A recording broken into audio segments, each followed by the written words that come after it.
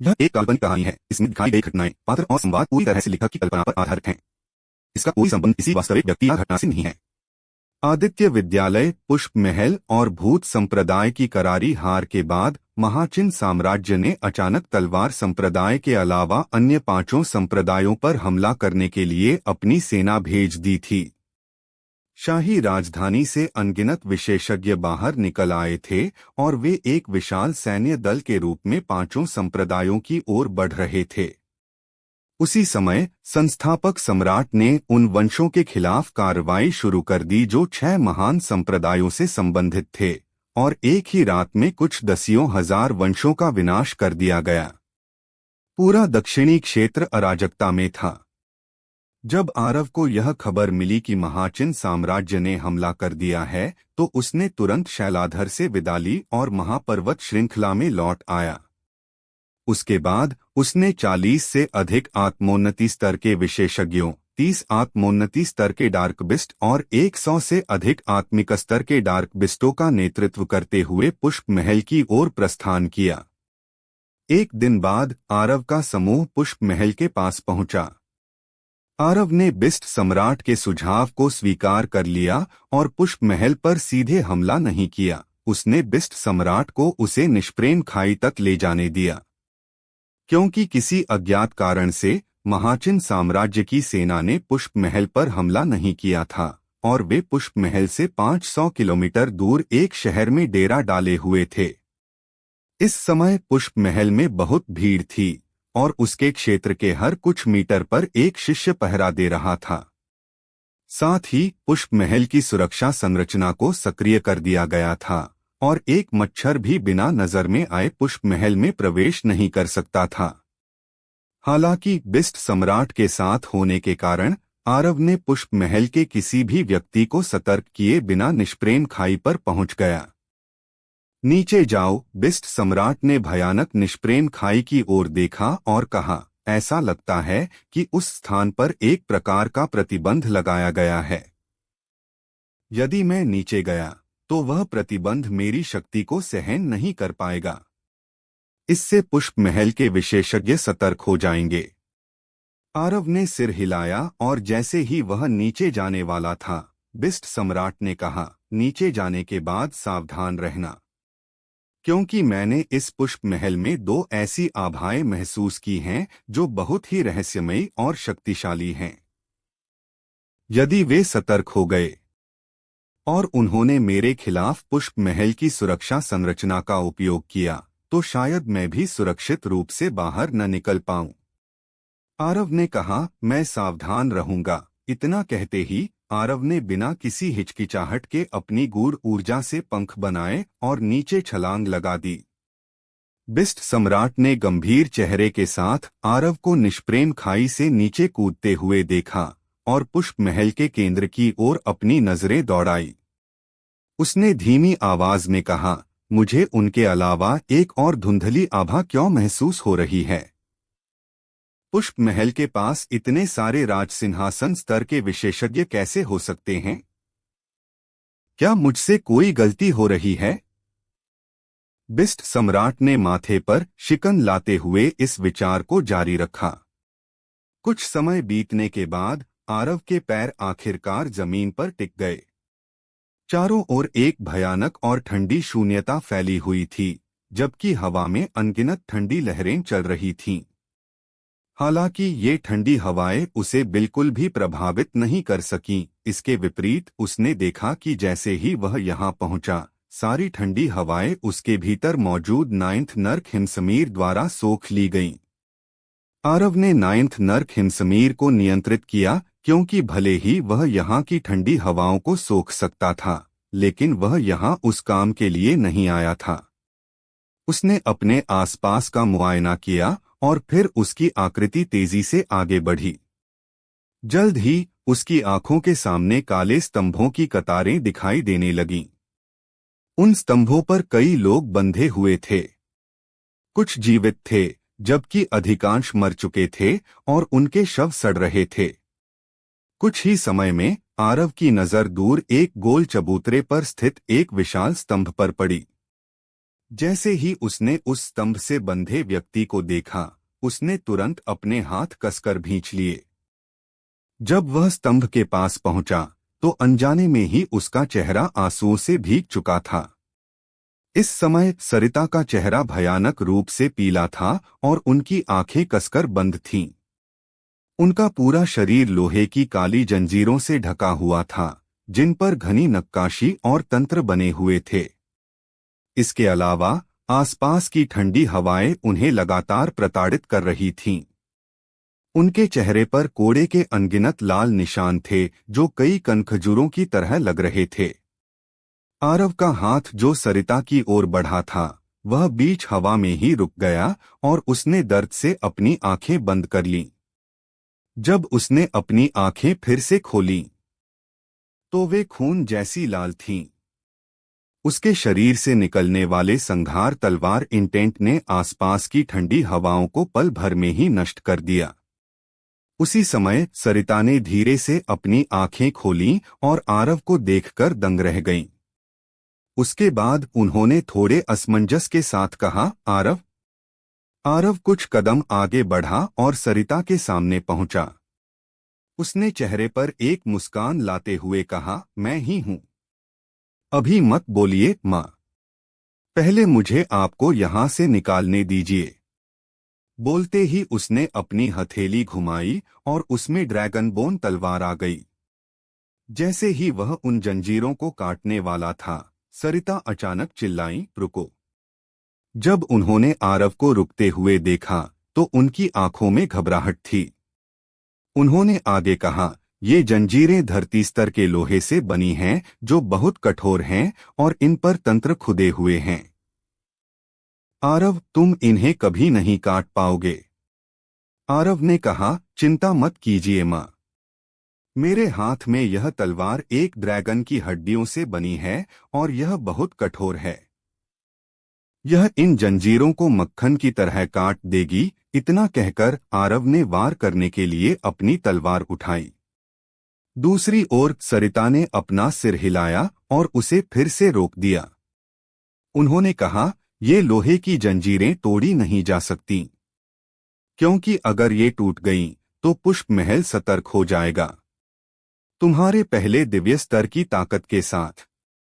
ओह, जब वह यहां तक बोली, तो सरिता की आंखों में हैरानी चमक उठी। आरव, तुम पहले से ही आत्मिक स्तर पर पहुंच गए हो।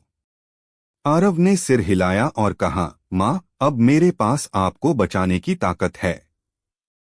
ये जंजीरें मुझे नहीं रोक सकती। मैं तुम्हें ऐसा न करने की सलाह देती हूँ। ये शब्द सरिता ने नहीं, बल्कि 10 मीटर दूर बैठी एक महिला ने कहे थे। वह महिला लगभग 30 वर्ष की थी। उसका चेहरा पीला था और वह बहुत कमजोर दिख रही थी। उसकी आंखें बेजान थीं और उसकी आवाज इतनी धीमी थी जैसे वह मृत्यु के करीब हो। आरव एक ही नजर में समझ गया कि वह मौत से ज्यादा दूर नहीं है। यह सोचते ही आरव की आंखें फैल गईं और वह तेजी से अपनी मां की ओर मुड़ा, क्योंकि उसकी मां भी लगभग वैसी ही स्थिति में थी, लेकिन वह घबराहट और खुशी में अब तक यह देख नहीं पाया था। पहले बोलने वाली महिला ने जारी रखा, मुझे नहीं पता कि तुम यहाँ कैसे आए, लेकिन मैं तुम्हें बता दूं कि इन जंजीरों के भीतर एक संचार तंत्र छिपा हुआ है।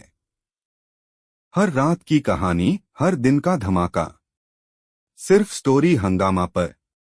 तो अभी सब्सक्राइब करें और बेल आइकन दबाएं, क्योंकि अगली कहानी आप मिस ना कर पाए। यदि तुम इन जंजीरों को काटते हो, तो वह सक्रिय हो जाएगा और कुछ ही क्षणों में पुष्प महल के विशेषज्ञ यहां पहुंच जाएंगे। उस समय अपनी मां को बचाना तो दूर, तुम भी यहां मारे जाओगे। वह सही कह रही है, सरिता ने कहा। आरव, अगर मैं अभी मर भी जाऊं, तो तुम्हें देखने के बाद मुझे कोई मलाल नहीं होगा। अगर तुम सच में मेरे बारे में सोच रहे हो, तो जल्दी यहां से चले जाओ। फिर त्रिशा को लेकर दक्षिणी क्षेत्र से कहीं दूर चले जाओ और कभी वापस मत आना। आरव ने अपना सिर हिलाया और कहा, मां, क्या आप मुझे नहीं जानती? आपको क्या लगता है कि मैं आपको यहां छोड़कर जा सकता हूं? मैंने पूरी जिंदगी मेहनत इसलिए की है ताकि हमारा परिवार साथ रह सके। बस एक बार मैं आपको यहाँ से छुड़ा लूं, फिर हम साथ होंगे। हम दक्षिणी क्षेत्र छोड़ देंगे, कहीं और चले जाएंगे और कभी वापस नहीं आएंगे। ठीक है। सरिता की आंखों में आंसू छलक आए। पागल बच्चे, पुष्प महल के संसाधन और ताकत ऐसी नहीं है जिससे तुम लड़ सको। अभी भी समय है, चले जाओ। अगर उन्होंने तुम्हें देख लिया तो तुम नहीं बचोगे। आरव ने सिर हिलाया, अपनी सांस बर्बाद नहीं की और बस अपनी तलवार चलाई। खनक। सरिता के शरीर की जंजीरें तुरंत कट गईं। उसी समय एक हल्की सी हलचल पैदा हुई, लेकिन इससे पहले कि वह सक्रिय हो पाती, एक बैंगनी रोशनी की किरण बिजली की गति से चमकी और उसने उस हलचल को टुकड़ों में काट दिया। बिना जंजीरों के सरिता का शरीर कमजोरी के कारण जमीन पर गिरने लगा। आरव ने तेजी से आगे बढ़कर उन्हें सहारा दिया और एक अत्युत्कृष्ट ऊर्जा पत्थर निकालकर उन्हें दिया ताकि वे उसकी ऊर्जा को सोख सकें। कितनी तेज गति, उस महिला ने हैरान होकर कहा। उसे उम्मीद नहीं थी कि आरव की तलवार इतनी तेज होगी कि वह एक संचार तंत्र की हलचल को भी पकड़ लेगी और उसे सक्रिय होने से पहले ही नष्ट कर देगी। आरव ने सरिता को सहारा देकर दूर जाने की कोशिश की, लेकिन उसने अभी 2 कदम ही रखे थे कि एक महिला महली वस्त्रों में उसके सामने प्रकट हुई। उसे देखते ही आरव की आंखों में संघार की भावना भड़क उठी। वह इस महिला को जानता था, या यह कहना बेहतर होगा कि वह उसे कभी नहीं भूल सकता था, क्योंकि यह वही महिला थी जिसे उसने आत्मादीप दर्पण के माध्यम से अपनी मां को प्रताड़ित करते देखा था। तुम कौन हो? मेरे पुष्प महल के प्रतिबंधित क्षेत्र में घुसने की तुम्हारी हिम्मत कैसे हुई? यानिका की आंखें सिकुड़ गईं। वह मूल रूप से अपनी हताशा निकालने और इन अपराधियों को तड़पता देख आनंद लेने आई थी। आखिरकार यही उसकी खुशी का एकमात्र साधन बचा था। लेकिन उसे उम्मीद नहीं थी कि निष्प्रेम खाई के भीतर कोई बाहरी व्यक्ति, और वह भी एक पुरुष होगा। जल्द ही यानिका की नजर सरिता पर पड़ी और उसका चेहरा गुस्से से तमतमा उठा। मुझे कभी उम्मीद नहीं थी कि कोई तुम्हें बचाने आएगा, और वह भी एक युवक। क्या यह तुम्हारा प्रेमी है? वाह सरिता, तुम्हारी लुभाने की क्षमता वास्तव में असाधारण है। यानिका स्वाभाविक रूप से आरव से नहीं डरी, क्योंकि उसने तुरंत भांप लिया था कि आरव केवल आत्मिक स्तर का एक साधक है, जबकि वह खुद आत्मिक स्तर के 8वें रैंक पर थी। अचानक यानिका का चेहरा डर से पीला पड़ गया, क्योंकि आरव अपनी जगह से गायब हो गया था और जब वह दोबारा दिखा तो वह बिल्कुल उसके सामने था। यानिका दहशत में थी। यह कैसी गति है? जैसे ही उसने बचने की कोशिश की, उसके चारों ओर एक अदृश्य ऊर्जा प्रकट हुई और उसे अचानक ऐसा महसूस हुआ जैसे किसी विशाल पर्वत ने उसे दबा दिया हो, जिससे वह सांस भी नहीं ले पा रही थी। इसी बीच आरव ने सीधे उसका गला पकड़ लिया, लेकिन उसे कुचला नहीं। उसकी आंखों में जैसे खून का समुद्र उमड़ रहा था। उसे याद आया कि कैसे इस महिला ने उस दिन उसकी मां को कोड़ों से पीटा था। आरव ने कहा, चिंता मत करो, मैं तुम्हें तुरंत नहीं मारूंगा। जो दर्द तुमने मेरी मां को दिया है, मैं उसे 10 गुना, 100 गुना करके तुम्हें वापस करूंगा। जब तुम पूरी तरह तड़प जाओगी, तब मैं तुम्हें एक तलवार सेवक बना दूंगा और फिर तुम्हें महाचिन साम्राज्य के कोठों पर बेच दूंगा, ताकि तुम अनंत काल तक एक वैश्या बनी रहो। इतना कहते ही आरव ने यानिका की आंखों में भरे खौफ की परवाह नहीं की। उसने अपने मन में एक आदेश दिया और तलवार की आत्मा ने यानिका को प्राचीन म्यान के भीतर के स्थान में खींच लिया और उसे वहां कैद कर दिया। आरव, तुम? सरिता ने आरव को थोड़े सदमे में देखा। यानिका आत्मिक स्तर की एक विशेषज्ञ थी, लेकिन उसे उसके बेटे ने बिना किसी विरोध के पकड़ लिया। क्या यह वास्तव में उसका बेटा है? और जो पत्थर उसने पकड़ा हुआ था वह वास्तव में एक पौराणिक अत्युत्कृष्ट ऊर्जा पत्थर था। इस समय सरिता को ऐसा महसूस हुआ जैसे वह आरव को अब पहचानती ही नहीं है। आरव का अभी कुछ भी समझाने का इरादा नहीं था क्योंकि यह उसका समय नहीं था। जैसे ही उसने सरिता को अपने साथ ले जाने की कोशिश की, एक शाही वस्त्र पहने महिला अचानक उनके सामने आ गई। उस महिला को देखकर आरव का दिल दहल गया। एक राजसिंहासन स्तर की विशेषज्ञ। दोस्तों, स्टोरी को लाइक, शेयर व सब्सक्राइब कर दिया करो जिससे मुझे मोटिवेशन मिलता है। उसी क्षण बिस्ट सम्राट वहां प्रकट हुए और वह इस समय काफी अवाक महसूस कर रहे थे। वह जानते थे कि आरव निष्प्रेम खाई में उतरने के बाद अपनी मां को बचाने के लिए किसी भी हद तक जाएगा और फिर यह निश्चित रूप से पुष्प महल को सतर्क कर देगा। जैसा कि अपेक्षित था, आरव ने वास्तव में पुष्प महल को चौकन्ना कर दिया था और अब मुसीबत आ गई थी। तुम आरव हो? महिला ने बिस्ट सम्राट पर एक नजर डाली और फिर उसकी निगाहें आरव पर टिक गईं। हाँ, आरव ने सीधे उसकी आंखों में देखा। चाहे कुछ भी हो जाए, वह आज अपनी मां को छुड़ाने वाला था। पुत्र, अभद्र मत बनो। ये मां की मार्शल पूर्वज हैं। इस बीच सरिता ने अचानक आरव से धीरे से कहा और फिर वह महिला की ओर बढ़ी और उन्हें झुककर प्रणाम करने वाली थीं। हालांकि उसी क्षण आरव ने जल्दी से उन्हें रोका और कहा, मां, आप क्या कह रही हैं? क्या इस दुनिया में ऐसा कोई मार्शल पूर्वज है जो अपनों को ही नहीं बचाता? वह आपके सम्मान के योग्य नहीं है। सरिता ने अपना सिर हिलाया और कहा, यदि पुष्प महल में मार्शल पूर्वज की उपस्थिति नहीं होती तो जिस दिन मुझे पुष्प महल वापस लाया गया था उसी दिन मेरे अंगभंग करके मुझे मृत्युदंड दे दिया गया होता और मेरी आत्मा को कैद कर लिया जाता। इसके अलावा यह मैं ही थी जिसने मार्शल पूर्वज और गुरु दोनों की उन उच्च आशाओं को तोड़ा जो उन्हें सालों पहले मुझसे थीं। यह मेरी गलती थी और उनका मुझ पर कोई कर्ज नहीं है। जैसे ही उन्होंने बोलना समाप्त किया, सरिता धीरे धीरे झुकने लगीं। जब वह घुटने टेकने ही वाली थीं, तभी हवा के एक कोमल झोंके ने उन्हें छुआ और उनके शरीर को नीचे गिरने से रोक दिया। तुम अब पुष्प महल की शिष्या नहीं हो और मैंने तथा तुम्हारे गुरु ने उसी दिन तुमसे सारे रिश्ते खत्म कर लिए थे, इसलिए तुम्हें मेरे सामने झुकने की जरूरत नहीं है, महिला ने कहा। सरिता कड़वाहट से मुस्कुराईं और उन्होंने जिद नहीं की। इस बीच महिला की नजर अचानक आरव की ओर मुड़ी और उन्होंने कहा, यह वास्तव में वैसा ही है जैसा अफवाहों में कहा गया था। तुम तलवार मार्ग में एक असाधारण प्रतिभा हो। तुमने वास्तव में इतनी कम उम्र में प्रबुद्ध तलवार को प्राप्त कर लिया है और संघार तलवार इंटेंट को समझ लिया है।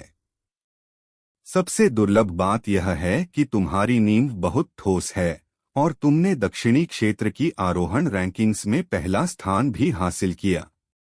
सरिता ने वास्तव में एक अच्छे बेटे को जन्म दिया है।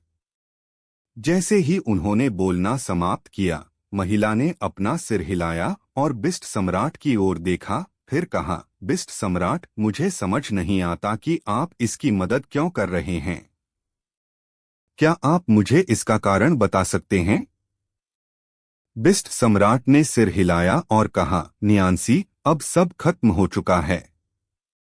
यदि तुम्हारी शिष्या के इस बेटे को पुष्प महल ने इस हद तक प्रताड़ित न किया होता तो शायद मैं तुम्हें कारण बताता और तुम्हारे पुष्प महल को उसके साथ पुरानी बातों को भुलाने देता। दुर्भाग्य से अब सब खत्म हो गया है। सच में सब खत्म हो गया है। नियांसी, मैं निश्चित रूप से कह सकता हूं कि इसमें अधिकतम 100 वर्ष लगेंगे या शायद उससे भी कम। उस समय तुम्हारा पुष्प महल इस दुनिया से निश्चित रूप से मिट जाएगा। महिला की आंखें थोड़ी सिकुड़ गईं और वह बोलने ही वाली थी कि आरव ने अचानक बिस्ट सम्राट की ओर देखा और कहा, वरिष्ठ, आपके कहने का क्या मतलब था कि सब कुछ खत्म हो गया है? बिस्ट सम्राट ने एक पल के लिए गहराई से सोचा, फिर अपना सिर हिलाया और चुप हो गए। आरव ने इसके बारे में पूछना जारी रखने का इरादा किया, लेकिन महिला ने अचानक कहा, जाओ और यहाँ से चले जाओ। आरव दंग रह गया। वह वास्तव में हमें जाने दे रही है? इसका क्या मतलब है? जब आरव उलझन में और हैरान था, तभी महिला ने सरिता पर एक नजर डाली और फिर उनकी आकृति थोड़ी कांपी और वह मौके से गायब हो गई। आरव ने उत्तर पाने की उम्मीद में बिस्ट सम्राट की ओर देखा। पुत्र चलो। इसी बीच सरिता ने अचानक आरव का हाथ खींचा और कहा, माँ को त्रिशा की बहुत याद आ रही है। माँ को उससे मिलने ले चलो, ठीक है? आरव ने अपने मन में उठ रहे सवालों और उस बुरी आहट को दबा दिया, फिर सिर हिलाकर कहा, चलिए घर चलते हैं। उन तीनों के चले जाने के बाद निष्प्रेम खाई पर महल के कपड़ों में 3 महिलाएं दिखाई दीं। नियांसी, तुम्हें उन्हें जाने नहीं देना चाहिए था। उन महिलाओं में से एक के चेहरे पर नाराजगी का भाव था, क्योंकि वह नियांसी की ओर देख रही थी। यदि नियांसी ने उन्हें अभी नहीं रोका होता तो वे तीनों बिस्ट सम्राट की उपस्थिति में भी आरव और उसकी मां को पूरी तरह से नष्ट करने में सक्षम होती। ल्यूना, अब उनके खिलाफ कदम उठाने का क्या फायदा? नियांसी ने सपाट स्वर में कहा, भले ही सरिता मेरे वंश की शिष्या है, लेकिन उसने महल के नियमों का उल्लंघन किया है, इसलिए मैंने उसे अब तक जीवित रखकर अपना कर्तव्य पहले ही पूरा कर दिया है। मैंने उसे पुराने रिश्तों के कारण नहीं जाने दिया, बल्कि इसलिए जाने दिया क्योंकि अभी बिस्ट सम्राट के साथ मौत की लड़ाई लड़ना हमारे लिए आवश्यक नहीं है। बिस्ट सम्राट के साथ मौत की लड़ाई? मुझे ऐसा नहीं लगता, ल्यूना ने ठंडी आवाज में कहा। मुझे नहीं पता कि बिस्ट सम्राट उनकी मदद क्यों कर रहे थे, लेकिन मुझे नहीं लगता कि वह उनके लिए हमसे मौत की लड़ाई लड़ेंगे। मुझे विश्वास नहीं होता कि आरव कुछ ऐसा पेश करने में सक्षम है जिसके लिए बिस्ट सम्राट सब कुछ जोखिम में डाल दें और हमारे पुष्प महल के साथ युद्ध करें। नियांसी ने अपना सिर हिलाया और कहा, चूंकि बिस्ट सम्राट केवल आरव को उसकी मां को छुड़ाने में मदद करने का इरादा रखते थे, तो हमें उन्हें जाने देना चाहिए। हमारा पुष्प महल इस समय एक बड़े दुश्मन का सामना कर रहा है और हम वास्तव में एक भी गलती नहीं कर सकते। इसके अलावा, जैसा कि बिस्ट सम्राट ने कहा, भले ही उन्होंने उसे अब बचा लिया है, पर यह अर्थहीन है। ल्यूना ने एक पल के लिए गहराई से सोचा और फिर उसकी आंखों में एक ठंडी चमक कौंधी। उसने कहा, लेकिन वह लड़का आरव मरना चाहिए। तलवार मार्ग में उसकी प्राकृतिक प्रतिभा तलवार संप्रदाय के स्थापना पूर्वज के बराबर है, और यदि उसे बढ़ने का समय दिया गया तो वह निश्चित रूप से हमारे पुष्प महल का एक दुर्जेय शत्रु बन जाएगा। उसके पास अब कोई मौका नहीं है। यह वह महिला थी जो ल्यूना और नियांसी के बीच खड़ी थी। तुम दोनों गलत नहीं हो। हमें अभी बिस्ट सम्राट का दुश्मन नहीं बनना चाहिए, भले ही हमारा पुष्प महल उनसे न डरता हो। बेशक हम इस मामले को ऐसे ही नहीं छोड़ सकते। एक बार जब हम महाचिन साम्राज्य को नष्ट कर देंगे तो हम उनसे हिसाब बराबर करने के लिए महामाया पर्वत की ओर बढ़ेंगे। जहां तक उस लड़के आरव की बात है, हम उसे कुछ समय के लिए जीने देंगे। उसकी प्राकृतिक प्रतिभा कितनी भी महान क्यों न हो, वह केवल आत्मिक स्तर पर है और उसे मारना बेहद आसान है। जब उन्होंने उस महिला की बात सुनी तो ल्यूना और नियांसी ने फिर से अपनी राय नहीं रखी और अपनी सहमति जताने के लिए बस सिर हिला दिया। स्पष्ट रूप से यह महिला समूह की नेता थी। महिला ने अचानक कहा, महाचिन साम्राज्य ने हमारे पुष्प महल पर हमले का नेतृत्व करने के लिए किसे भेजा है? बलीश और ललित सिंह, ल्यूना ने धीमी आवाज में कहा। वे कुछ समय पहले ही राजसिंहासन स्तर पर पहुंचे हैं और उनके पास दिव्य कलाकृतियां भी हैं। उनसे निपटना बहुत कठिन है। यह सुनकर महिला की आंखें थोड़ी सिकुड़ गईं और फिर उनमें एक गंभीर भाव झलक उठा। वे दोनों स्वाभाविक रूप से उसके लिए अपरिचित नहीं थे। वे स्थापना पूर्वज के असली भरोसेमंद अधीनस्थ थे। ल्यूना ने ठंडी आवाज में कहा, स्थापना पूर्वज ने उन दोनों को यहाँ भेजकर हमारे पुष्प महल को वास्तव में बहुत महत्व दिया है। वह सच में गलतफहमी में है अगर उसे लगता है कि वह हमारे पुष्प महल को नष्ट कर सकता है। इस बार हमारा पुष्प महल निश्चित रूप से साम्राज्य के उन सभी कुत्तों का सफाया कर देगा। मैं वास्तव में यह देखने के लिए उत्सुक हूं कि जब ललित सिंह, बलीश और वे सभी सैनिक हमारे पुष्प महल में मरेंगे तो स्थापना पूर्वज के चेहरे पर कैसा भाव होगा। हमें बिल्कुल भी लापरवाह नहीं होना चाहिए, महिला ने धीमी आवाज में कहा। मुझे विश्वास नहीं है कि स्थापना पूर्वज अन्य 4 संप्रदायों और हमारे इरादों को नहीं देख सकते। चूंकि उन्होंने यह सब देखने के बाद भी हमला करने का फैसला किया है, तो यह स्पष्ट है कि उन्हें अपनी क्षमता पर वैसा ही विश्वास है जैसा हमें है। भले ही मुझे नहीं पता कि उन्हें यह आत्मविश्वास कहाँ से मिलता है या उनके पास किस तरह का तुरुप का पत्ता है, लेकिन हमारे लिए यही बेहतर है कि हम सावधान रहें और लापरवाही न बरतें। ल्यूना ने अपने होंठ सिकोड़े पर कोई जवाब नहीं दिया। उसने बस अनिच्छा से सिर हिलाया जबकि मन ही मन कहा, मार्शल पूर्वज उम्र के साथ और भी डरपोक होती जा रही हैं। उस परी हुआगु को क्या हुआ जिसने आदित्य विद्यालय के शिष्याओं को मारने की हिम्मत की थी और जो अपने गुरु को पलटकर जवाब देने का साहस रखती थी। बिस्ट सम्राट की मदद से आरव को महाचिन साम्राज्य पहुंचने में ज्यादा समय नहीं लगा।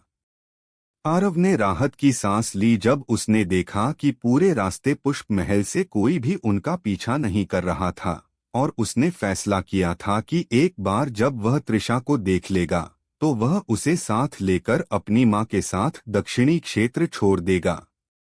बेशक वह चंद्रिका और नयनतारा को भी साथ ले जाएगा। वह वास्तव में दक्षिणी क्षेत्र की इस अराजकता में भाग नहीं लेना चाहता था। शुरुआत से ही वह केवल अपने परिवार के साथ एकजुट होना चाहता था।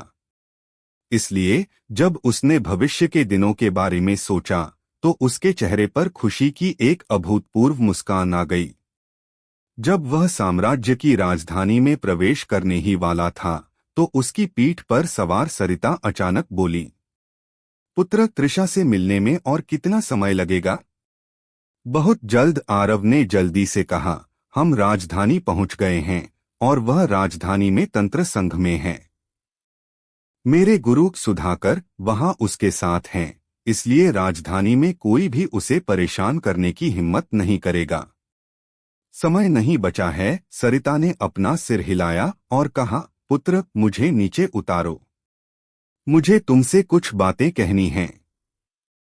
उनकी बात सुनकर आरव के कदम रुक गए और फिर उसके दिल में अचानक डर की एक लहर उठी जो तुरंत उसके पूरे शरीर में फैल गई। आरव ने अपने दिल की भावना को दबाया और मुस्कुराते हुए कहा, माँ, आपका क्या मतलब है कि समय नहीं है? आप अब बिल्कुल ठीक हैं। आप ठीक हैं। हम जल्द ही त्रिशा को देख पाएंगे। जैसे जैसे वह बोल रहा था, किसी अज्ञात कारण से आरव के आंसू बहने लगे। सरिता ने अपना हाथ बढ़ाकर उसके चेहरे के आंसू पोंछे और धीरे से कहा, मैं इसे तुमसे छुपाती आ रही थी, लेकिन माँ वास्तव में मर चुकी है। आपका क्या मतलब है? आरव थोड़ा भ्रमित था। माँ, आप स्पष्ट रूप से जीवित और भली चंगी हैं। आप मृत कैसे हो सकती हैं? वह वास्तव में मर चुकी है। बिस्ट सम्राट अचानक वहां प्रकट हुए। वरिष्ठ, आपके कहने का क्या मतलब है? आरव की नजर थोड़ी शत्रुतापूर्ण थी और उसकी आवाज में क्रोध का स्वर था। उसके शरीर के भीतर कोई प्राणशक्ति नहीं है और यहाँ तक कि उसकी आत्मा को भी बलपूर्वक एक रूप में समेटा गया है। भले ही वह जीवित लगती है, लेकिन यह केवल एक भ्रम है, क्योंकि उसके भीतर मृत्यु ऊर्जा है। एक बार जब वह गुप्त तकनीक जिसने उसकी आत्मा को बांध रखा है बिखर जाएगी, तो वह वास्तव में मृत हो जाएगी। इसके अलावा उसकी आत्मा पूरी तरह से बिखर जाएगी और वह पुनर्जन्म के चक्र में प्रवेश करने में असमर्थ होगी। हाँ, पुष्प महल सचमुच क्रूर है। उन्होंने न केवल उसे मार डाला बल्कि उसे पुनर्जन्म लेने का मौका देने से भी इनकार कर दिया। बिस्ट सम्राट ने कहा। वरिष्ठ, आप वास्तव में बहुत ज्ञानी हैं, सरिता ने कहा। बिस्ट सम्राट ने अपना सिर हिलाया और फिर चुपचाप एक तरफ खड़े हो गए। सरिता ने आरव के गाल को सहलाया और कहा, पुष्प महल अपने नियमों का सख्ती से पालन करता है और वे नियम तोड़ने वाले किसी भी व्यक्ति को जीवित नहीं रहने देंगे। मेरा बदला मत लेना। कम से कम तब तक बदला लेने की कोशिश मत करना जब तक तुम्हारे पास पर्याप्त शक्ति न हो। समझे? मैं तुम्हें देख पाने के कारण पहले से ही बहुत संतुष्ट हूं। भले ही मेरी आत्मा बिखर जाए, फिर भी मैं बहुत संतुष्ट हूं। नहीं, नहीं, आरव ने अपना सिर हिलाया और उसका चेहरा दर्द से भर गया। उसने कहा, मैं आपको मरने नहीं दूंगा। मैं नहीं दूंगा। मैं निश्चित रूप से आपको बचाने में सक्षम होऊंगा। चलिए त्रिशा को देखने चलते हैं। हमारा परिवार एक साथ होगा। कोई भी हमें फिर कभी अलग नहीं कर पाएगा। कोई नहीं। आरव ने बिस्ट सम्राट की ओर देखा और व्याकुलता से बोला। वरिष्ठ, चूंकि आप पुष्प महल की गुप्त तकनीक के बारे में जानते हैं, तो आपको इसे हटाने का तरीका भी पता होगा, है ना? है ना? बिस्ट सम्राट ने अपना सिर हिलाया और कहा, यदि मुझे पता भी हो तो भी यह बेकार है, क्योंकि उसकी आत्मा बिखर चुकी है और गुप्त तकनीक को हटाने से उसकी आत्मा तुरंत गायब हो जाएगी। बेशक अगर इसे नहीं हटाया गया तो भी परिणाम वही होगा। उसके शरीर के भीतर मृत्यु ऊर्जा है।